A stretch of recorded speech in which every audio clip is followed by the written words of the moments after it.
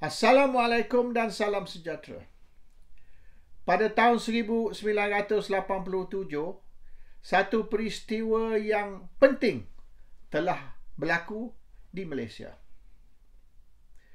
Pada tahun itu, UMNO pecah dua di antara tim A dan tim B. Tim A ialah Tun Dr. Mahathir Mohamad dan Tun Ghaffar Babar. Tim B ialah Tengku Razali Hamzah dan Tun Musa Hitam. Di dalam pertandingan parti yang akan berlaku tahun yang sama, tahun 1987, dijangka tim B Tengku Razali akan menang. Mahathir akan jatuh.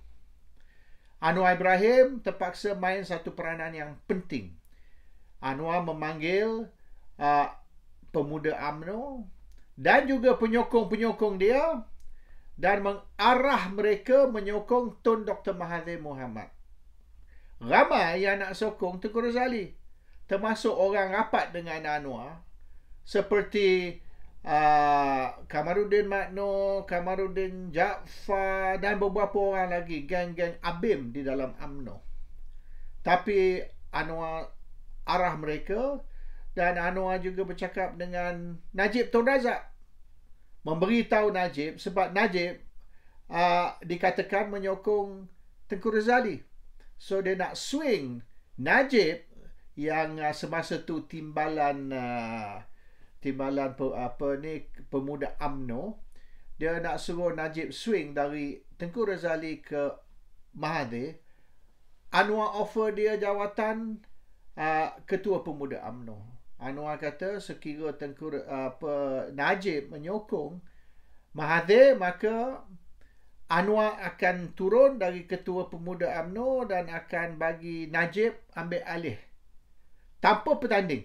Maknanya handover without any contest. Kalau tidak, mereka akan gulingkan Najib dari timbalan ketua pemuda UMNO. So Najib pun dipaksa suruh sokong Mahathir, termasuk orang rapat Anwar dan juga pemimpin-pemimpin lain di dalam pemuda UMNO. Itu pun dikatakan Mahathir kalah. Semasa pengiraan undi, apabila mereka dah tahu yang Mahathir akan kalah, Tengku Razali menang, masa dia kira undi, lampu terpadam. Ini mengikut orang yang di dalam. Lampu terpadam, kecoh, huru-hara semasa lampu. Akhirnya bila dia orang pasang balik lampu, continue lah, sambung kira undi, Tengku Razali menang. Mahathir menang, Tengku Razali kalah. Dan penyokong Tengku Razali, terutama sekali orang yang di dalam bilik semasa perkiraan undi, tak puas hati. Mereka nak bawa kes ni ke mahkamah. Dan mereka tuduh Mahathir ataupun orang-orang Mahathir menipu. Dan Mahathir menang melalui penipuan. Kalau tidak, Tengku Razali yang akan menang. Jadi dalam kecoh ni, huru-hara dan kemungkinan besar UMNO akan terjejas. Maka Mahathir lancarkan operasi lalang. Operasi lalang tu 100 lebih orang ditangkap. Jadi semua orang senyap lepas tu. Tak berani dah nak buat huru-hara atau nak buat kecoh, sebab akan ditangkap di bawah operasi lalang. Dan Anwar Ibrahim semasa tu juga memain peranan. Dia orang dok kata, ini kerja Mahathir, operasi lalang ni Mahathir yang di belakang dia. Dan sampai hari ni peristiwa operasi lalang tu dikutuk terutama sekali oleh DAP. DAP mengutuk operasi lalang dan menuduh Mahathir, padahal Anwar terlibat tu dalam operasi lalang tu yang sebenarnya, sebab ada beberapa orang yang kena tangkap yang boleh dianggap sebagai kawan Anwar juga. Jadi geng-geng Anwar ni pergi jumpa Anwar, beritahu sebab apa ni orang kita ni, kawan-kawan kita pun kena tangkap. Anwar kata terpaksalah, sebab benda ni kita kena make sure yang kita tak tangkap orang Tengku Razali saja. Orang kita pun kena tangkap juga. Kalau tidak, kalau kita tangkap hanya orang Tengku Razali atau penyokong anti Mahathir, maka nampak sangat yang kita ni target orang yang menentang Mahathir. So, kenalah beberapa orang ni yang tidak menentang Mahathir, yang boleh anggap sebagai juga kawan kita, kita tangkap. So, kita boleh beritahu dan kita tidak bias. Kita tangkap semua orang. Bukan saja orang menentang kita, orang yang sokong kita juga, kita tangkap. Ada seorang tu yang kena tangkap, dia keluar je ISA, terus diberi Datuk Syed sebagai ganti rugi lah, sebab dia terpaksa ditangkap. Dia bawa ISA. Tapi dia tangkap sekejap je, 2 bulan je. Taklah 2 tahun macam yang orang lain tu. Kena tangkap 2 tahun. Hantar pergi ke Munting. Yang orang ni, geng-geng Anwar ni, atau geng-geng Mahathir ni, dia tangkap 2 bulan je. Lepas tu dia lepaskan, dia beri Datuk Syed sebagai balasan. So it was wayang lah. Yang sebenarnya dia nak target orang yang menyokong Tengku Razali, orang yang menentang Dr. Mahathir. Sekarang ni kerajaan, Pakatan Harapan dan Barisan Nasional sekali lagi menghadapi krisis. Dan mereka tahu, sekiranya mereka tidak bertindak, maka dalam 6 pilihan raya negeri akan datang ni, kemungkinan besar 5 negeri akan tumbang, dan Penang, kalau mereka masih menang pun, menang dengan majoriti yang merosot. Tidak lagi lah majoriti yang begitu tinggi macam dulu. It will be a lower majority. Mungkin majoriti tipis. Dan ini mereka malulah, sebab Penang ni boleh dikatakan sarang Cina. Fortress untuk DAP. So kalau mereka menang dengan majoriti yang menurun atau majoriti tipis, maka it will be a blow on the government. So sekarang ni mereka nak ambil tindakan terhadap pembangkang ataupun pemimpin-pemimpin Perikatan Nasional. Terhadap pemimpin Bersatu, termasuk Muhyiddin Yassin, ketua Bersatu, mereka akan ambil tindakan rasuah, salah guna kuasa, money laundering.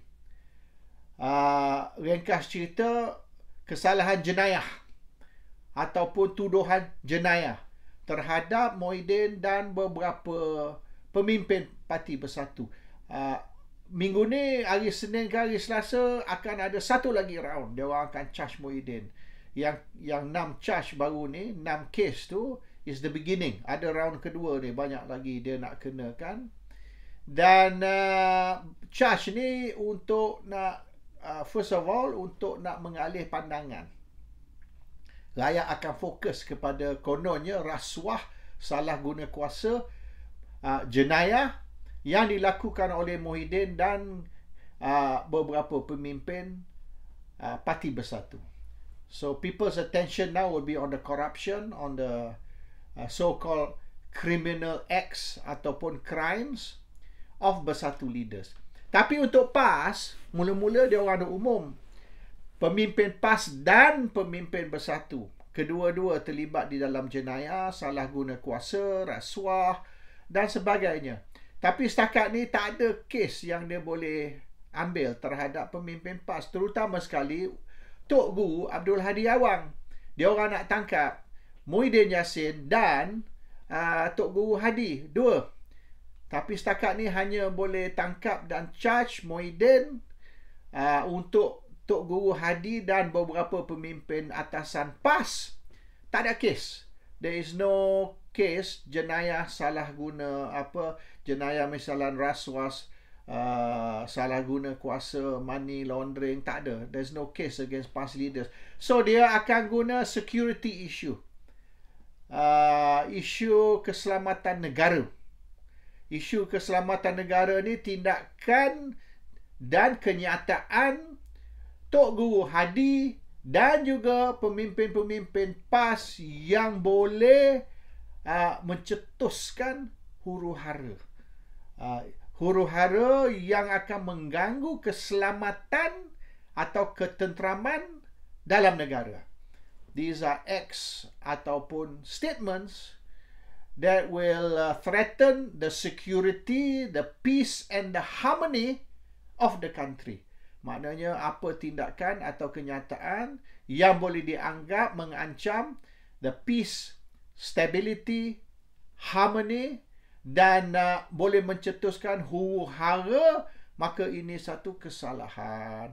So, dia orang duduk sekarang ni kumpul kenyataan-kenyataan dan tindakan-tindakan Tok Guru Hadi dan beberapa pemimpin PAS yang akan diguna sebagai alasan atau tuduhan bahawasanya Hadi dan beberapa pemimpin PAS ni bahaya kepada negara, bahaya kepada ketenteraman dan ketenteraman negara, dan boleh menimbulkan huru-hara dan mungkin tumpah darah, mungkin May 13 2.0.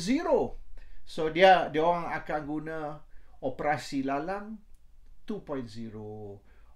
Operasi lalang 2.0 untuk melawan May 13 2.0. And dia orang akan katalah Hadi ini menderhaka kepada beberapa sultan. Bukan saja Sultan Selangor, Sultan Terengganu, Sultan Kelantan, Sultan Perak dan macam-macam. Bermaknanya, ringkas cerita, Tok Guru Abdul Hadi kerana tindakan dia, kerana kenyataan dia, dia menentang Raja Melayu. 9 raja termasuk Agong, ke-10 kesemuanya. So, oleh kerana Hadi dan pemimpin PAS ni boleh dianggap tidak mengikut titah, tidak mengikut perintah atau arahan Raja-Raja Melayu, maka ini boleh dianggap sebagai menderhaka kepada Raja-Raja Melayu. Treason against the king. And mungkin kalau dia nak guna, ada peruntukan di mana kalau kita dianggap sebagai waging war against the king, bermaknanya kita isytihar perang terhadap Agong atau Raja-Raja Melayu. Bukan saja boleh ditangkap, tapi boleh ditangkap di bawah charge yang sekira kita dibukti betul bersalah, boleh digantung. Macam kes Al-Ma'unah dulu. Al-Ma'unah tu dia orang gantung dulu. Dan death sentence by hanging. Ini kalau waging war against the king. Kita boleh digantung sehingga mati. This is serious ni. Waging war against the king ni satu kesalahan yang melibatkan hukum bunuh. And they can use this. Ikut undang-undang memang boleh. Al-Ma'unah dia orang guna undang-undang ni dan mereka digantung. So kalau mereka nak guna, maknanya Hadi ni tindakan Tok Guru ialah waging war against the king, maknanya isytihar perang terhadap Raja-Raja Melayu oleh kerana menentang Raja-Raja Melayu. Menentang Raja-Raja Melayu is waging war against the king. Ini kes dia, maknanya bila katalah Raja-Raja Melayu, Sultan ke Agong, titah beritahu kita kena buat ni, kita kena buat tu, dan kita jawab kepada Raja-Raja Melayu ataupun Agong, fuck off. Go fuck yourself.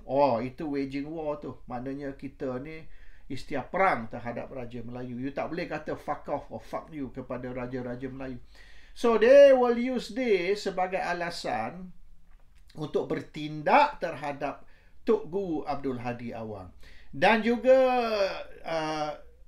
Hadi akan dituduh, dan pemimpin-pemimpin PAS lain akan dituduh menimbulkan huru-hara, menimbulkan tidak puas hati dan perasaan yang mungkin boleh dikatakan make people angry lah, maknanya. Benda you cakap, benda you buat ni menyebabkan orang tak senang, orang marah. And satu daripadanya ialah menentang kerajaan yang dikatakan kerajaan perpaduan. Ni dia orang kata ni kerajaan ni bukan kerajaan gabungan. Kerajaan perpaduan. Jadi sekarang ni, siapa yang menentang kerajaan perpaduan, tidak mengiktiraf atau tidak menerima pengiktifaran kerajaan perpaduan, maka mereka menyakiti hati orang, menimbulkan perasaan menimbulkan perasaan tidak puas hati. Dan kerana kita menimbulkan perasaan tidak puas hati atau membuat orang rasa sakit hati, maka itu boleh dianggap sebagai satu jenayah. Sebab benda yang kita buat, benda yang kita cakap ni, orang rasa tak senang. Orang rasa sakit hati bila dengar kita bercakap macam tu. Dan satu daripada isu ialah isu kerajaan perpaduan. Sekarang ni kalau kita tengok semua berita, baik berita arus perdana, berita cetak, berita elektronik, termasuk media online media, mereka guna istilah kerajaan perpaduan. Bernama misalnya hari ini, sampai hari ini bernama punya report berkata kerajaan perpaduan. So kerajaan perpaduan ni akan diguna oleh setiap media, termasuk media cetak, media elektronik, media sosial, online media baik, print media baik, mereka diarah oleh kerajaan menggunakan istilah kerajaan perpaduan. Kalau kita menafi kerajaan perpaduan, kita tolak istilah kerajaan perpaduan, kita kata ya ini kerajaan gabungan atau kerajaan pakatan BN, kita tak mau guna istilah kerajaan perpaduan, maka kita membuat orang rasa sakit hati. Kita membuat orang rasa perasaan tak senang. So itu akan dianggap sebagai satu jenayah, satu kesalahan. So sekarang ni oleh kerana ramai sudah berkata kerajaan ni bukan kerajaan perpaduan, kerajaan ni ialah hanya kerajaan gabungan, coalition di antara Pakatan Harapan dan Barisan Nasional. It's not perpaduan. Jauh dari kerajaan perpaduan. Mereka akan ambil tindakan terhadap orang yang menafikan kerajaan perpaduan dan memanggilnya lain daripada kerajaan perpaduan, baik gabungan ke, baik campuran ke, whatever. Satu lagi yang mereka akan ambil tindakan terhadap Hadi ialah kenyataan Hadi bahawasanya kerajaan akan tumbang. Kerajaan Barisan Nasional Pakatan Harapan akan tumbang. Dan akan ada usaha dari Perikatan Nasional untuk menjatuhkan kerajaan, menumbangkan kerajaan. So sekarang ni, walaupun usaha menjatuhkan kerajaan ataupun usaha menumbangkan kerajaan tidak salah, bukan satu jenayah. Dan di dalam demokrasi, biasalah, di England ni tengok dalam setahun dua ni pun banyak usaha menjatuhkan kerajaan, menjatuhkan Boris Johnson lah, dan akhirnya naik Rishi Sunak. So maknanya usaha menjatuhkan kerajaan bukan jenayah, bukan kesalahan. Di England pun berlaku dalam 200 tahun ni misalnya. Berapa kali kerajaan tumbang. Tapi tak bolehlah kita tangkap orang yang berusaha nak jatuhkan kerajaan. Tapi sekarang ni dia nak buat usaha menjatuhkan kerajaan ni satu jenayah. Dan oleh kerana Hadi dah umum ada usaha nak jatuhkan kerajaan, maka dia orang akan tangkap Hadi atas kesalahan nak menjatuhkan kerajaan. So oleh kerana dia tak ada kes lain, nak kata salah guna kuasa lah, jenayah lah, rasuah lah, money laundering, dia tak boleh guna untuk Hadi dan pemimpin PAS, maka dia guna isu security, isu keselamatan negara sebagai alasan untuk mengambil tindakan terhadap Hadi dan beberapa pemimpin PAS. So, be prepared. Diorang sedang rancang, whether akhirnya diorang tak berani buat, tak tahulah. Tapi memang rancangan mereka nak mengadakan atau nak melancar operasi lalang kedua atas alasan orang PAS termasuk Hadi membahayakan negara, dan sekira tindakan tidak diambil, maka mungkin akan berlaku 13 Mei kedua. So to avoid May 13 2.0, dia akan lancar operasi lalang 2.0 dan dia akan cuba lenyapkan pembangkang, terutama sekali PAS, oleh kerana dijangka PAS akan berjaya merampas Terengganu, Kelantan, Kedah dan silap-silap Selangor dan Negeri Sembilan. Dan kemungkinan juga Penang, kalaupun Pakatan masih boleh pegang Penang atau menang di Penang, tapi dengan majoriti yang kurang dibanding dengan pilihan raya dulu. So this is what's happening, sedang dirancang, sedang dibahas. So kita kena maknanya beri kerajaan tahu, kalau mereka bertindak ganas, rakyat tidak akan duduk diam. So this may give them second thoughts whether to do or not to do, sekiranya negatif lebih dari positif. Assalamualaikum, salam sejahtera.